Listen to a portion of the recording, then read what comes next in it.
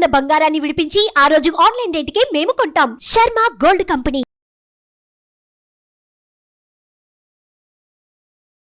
Hi, welcome to our channel. ఈరోజు మనతో పాటు ఉన్నారు జ్యోతిష్య, ఆగమ, వాస్తు, పురాణ పండితులు బ్రహ్మశ్రీ క్రొత్తపల్లి సురేష్ శర్మ గారు. నమస్కారం గురువు గారు. ఫిబ్రవరి నెలలో మకర రాశి వారికి ఎలా ఉండబోతుంది అంటారు? వారం మొదటిలో మీన్స్ అంటే ఫిబ్రవరి వారం మొదలు కాగానే కుటుంబపరమైనటువంటి కొన్ని విషయాలు కలత వహించే విధంగా ఉండే అవకాశాలు ఉంటాయి. అంటే అనవసరమైనటువంటి వివాదాలు చెలరేగడం, కాంట్రవర్షన్, ఇంటా బయట కొంచెం మనశ్శాంతి లోపించే సంఘటనలకు ఆస్కారం ఎక్కువగా ఉంటుంది. భార్యాభర్తల మధ్య అకారణ కలహాలకి కారణభూతమయ్యే అవకాశాలు ఉంటాయి. అనవసరమైనటువంటి వివాదాల్లో మీకు సంబంధం లేకుండా కొంచెం బాధ్యత వహించాల్సిన పరిస్థితులు కూడా తలెత్తే అవకాశాలు ఉంటాయి. ఇది 14వ తారీఖు వరకే ఉంటుంది. ఆఫ్టర్ 14th నుంచి అవి మళ్ళీ సర్దుమానిగే అవకాశాలు ఉంటాయి. ఈ నెలలో సాధ్యమైనంత వరకు న్యాయపరమైనటువంటి వివాదాల జోలికి కానీ, అకారణమైనటువంటి దూషణలకు కానీ, అలాగే భార్యాభర్తలు ఇప్పుడు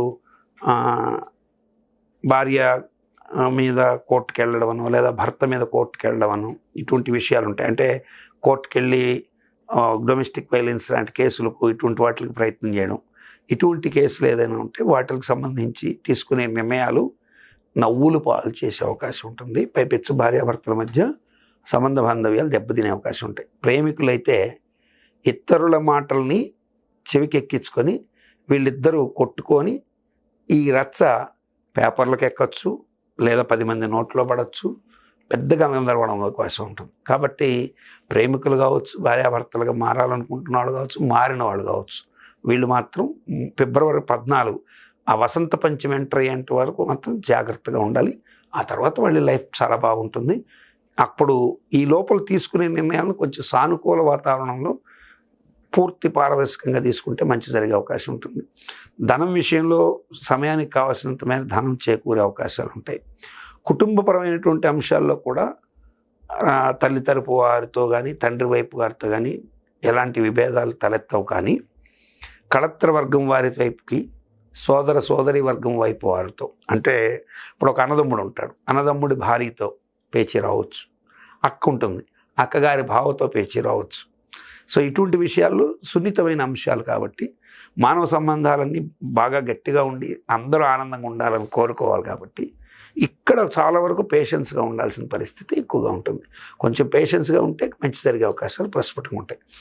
అట్లాగే భారీ పెట్టుబడులకి, కొత్త ప్రణాళికలు, ప్రాజెక్టులకి సంబంధించి తీసుకునే నిర్ణయాలు అయితే లభిస్తాయి. ధనుసు రాశి వారికి ఫిబ్రవరి నెలలో ఎలా ఉండబోతుంది? మకర రాశికి ఇంకా పూర్తిగా మకర రాశి చెప్తున్నది. సో భారీ ప్రాజెక్టుకి సంబంధించి తీసుకునే నిర్ణయాలు అంటే ఒక డిజైన్ తయారు చేసుకోవాలి, ఒక ఇలాంటి మోటివ్తో వెళ్ళాలి, ఈ థీమ్తో వెళ్ళాలి అని తీసుకుంటున్నవి చాలా మంచిగా ఉంటాయి. మకర రాశిలో ఉండేటువంటి పర్టికులర్గా మల్టీమీడియా విత్ శాటిలైట్ ముడిపడినటువంటి, అంటే గ్రాఫిక్స్తో ముడిపడి మీడియాలో పనిచేసే మిత్రులు కావచ్చు, అట్లాగే బయట సినీ రంగంలో ఉండేటువంటి వాళ్ళు కావచ్చు, అద్భుతమైన ఫలితాలు పొందే అవకాశాలు ప్రస్ఫుటంగా ఉంటాయి. మకర రాశిలోని వారికి అటువంటి భారీ ప్రాజెక్టుకి సంబంధించి తీసుకునే నిర్ణయాలన్నీ కూడా సవ్యంగా వెళ్ళే అవకాశాలు ప్రస్ఫుటంగా ఉంటాయి. కీర్తి ప్రతిష్టలు వచ్చే అవకాశాలు. మకర రాశిలోని ఈ మల్టీమీడియా ఇంజనీర్స్ వీళ్ళెంత యోగిస్తున్నారో, అట్లాగే డాక్టర్స్కి, న్యాయవాద వృత్తిలో ఉన్న వాళ్ళకి చాలా గొప్పగా ఉంటుంది. అంటే ఎట్లా ఉంటుందంటే కొత్త ఇన్నోవేషన్స్ జరిగే అవకాశాలు.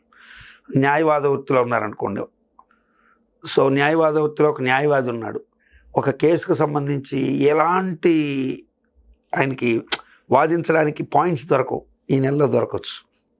ఒక మంచి పాయింట్తో మీరు కోర్టులో ఎలివేట్ అవ్వచ్చు, కొత్తగా ఇన్నోవేషన్ చేసి మంచి పేరు తెచ్చుకోవచ్చు. డాక్టర్ ఉన్నాడు, ఒక క్రిటికల్ వైద్యానికి సంబంధించి దానికి ఎన్నెన్నో ట్రీట్మెంట్ చేసి పేషెంట్ మీద ఈ ప్రయత్నం చేద్దామని చేసి సక్సెస్ అవ్వచ్చు. అట్లాగే ఒక కొత్తగా ఒక మందులు తయారు చేసేటువంటి ఒక ఫార్మసిస్ట్ కావచ్చు. ఏదైనా ఆవిష్కరణలు కొత్త వంగడం రైతు ప్రయత్నం చేశాడు అనుకోండి, అది కూడా సక్సెస్ అవ్వచ్చు. అంటే కొత్త ఆవిష్కరణలు, భారీ ప్రాజెక్టులకు సంబంధించి తీసుకునే నిర్ణయాలు మంచి సక్సెస్ఫుల్గా వెళ్ళే అవకాశాలు ప్రస్ఫుటంగా ఉంటాయి. అయితే ఇది కూడా కాకుండా నీటి ఉత్పత్తుల మీద, సముద్రయాన వృత్తుల మీద మెరైన్ ఇంజనీర్లుగా జాబ్ చేస్తూ ఉండేటువంటి వాళ్ళకు కూడా మంచి యోగకాలం ఉండే అవకాశం ఎక్కువ ఉంటుంది. గురువు గారు, చాలా మంది రాశి ఫలితాన్ని నమ్ముతారు, నమ్మరు. సో నేనైతే ఒక ఆస్ట్రాలజీ చేసే ఒక యాంకర్గా మాత్రం నేనైతే నమ్ముతాను. కొంతమంది ఏమంటున్నా అంటే నీది నాది ఒకటే జాతకం, కానీ నువ్వు నీచుడివి, నేనేమో రాజయోగినానా అని ఇట్లా అంటుంటారు. సో నిజంగా ఈ రాశి ఫలితాలన్నిటి ఎవరికి వర్తిస్తాయంటారు? ఫస్ట్ మీలాంటి వారికే కాదు నాన్న, మీరు మామూలుగా హేతుబద్ధతతో ప్రశ్నించిన, ఒక రేషనలిజం భావంతో ప్రశ్నించిన, నాస్తిక భావంతో ప్రశ్నించిన, లేదు పూర్తి సంపూర్ణ దైవభావంతో ప్రశ్నించిన ప్రశ్న అయితే ఒకటే, అసలు ఈ రాశి ఫలాలు పనిచేస్తాయా? అవును, ఖచ్చితంగా పనిచేస్తాయి.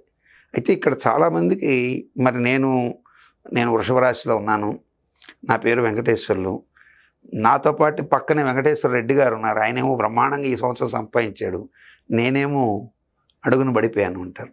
మరొక ఆయన వెంకటేశ్వర చౌదరి గారు బ్రహ్మాండంగా సంపాదించారు, వెంకటేశ్వర శాస్త్రి గారు బాగా సంపాదించారు, నాకేమీ లేదు అంటారు. బిలో ప్రావర్టీలో ఉన్న అతను అసలు ఇది ఏవి పట్టించుకోకుండా కూడా కొంతమంది వెళ్ళిపోయేవాళ్ళు ఉంటారు. ఇక్కడ మనం రాశి ఫలాలు ఒకటే, మరి బాగా గుర్తుపెట్టుకోవాల్సింది ఏంటంటే అందరికీ సమమైన ఖచ్చితమైన ఏజ్ ఫ్యాక్టర్ ఒకటి ఏంటి, రోజులు సెకండ్స్తో కూడా ఒకే సమయంలో పుట్టడం అనేది జరుగుతుంది. అవును, కానీ వాడెవడో నువ్వు ఎట్లా ఐడెంటిఫై చేస్తావు? చేయలేం. ఒక గంప నిండా ఒకే చెట్టు కాచిన పండ్లే, అవును, అన్నీ ఒకే సైజులో మామిడి పండ్లు ఉన్నా ఎక్కడో లిటిల్ బిట్ డిఫరెన్స్ ఉంటుంది. ఎస్, అవును. మీరు కావాలంటే మీరు దీంట్లో నక్షత్రగ్రహ తారకానాం అని ఆదిత్య హృదయంలో ఉంటుంది.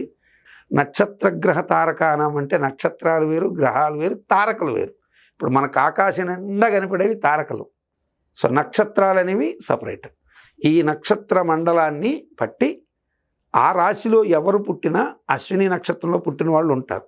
ఇప్పుడు అశ్విని నక్షత్రంలో ఒక చిన్న నెలబిడ్డ పుడతాడు, అట్లాగే ముదుసలైనడు అక్కడే ఉంటాడు, ఒక కప్ప కూడా అక్కడే పుడుతుంది, ఒక జింక కూడా అక్కడే పుడుతుంది, ఒక గొర్రె కూడా అక్కడే పుడుతుంది.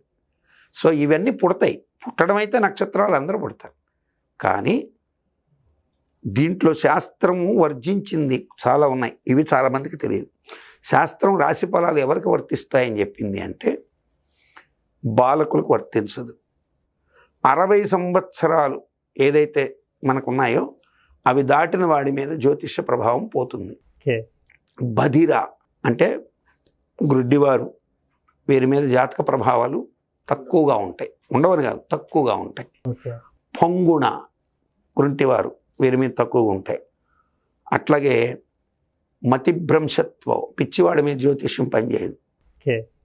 మరి మనకు మంచి కోసమే శాస్త్రం ఉందనేది.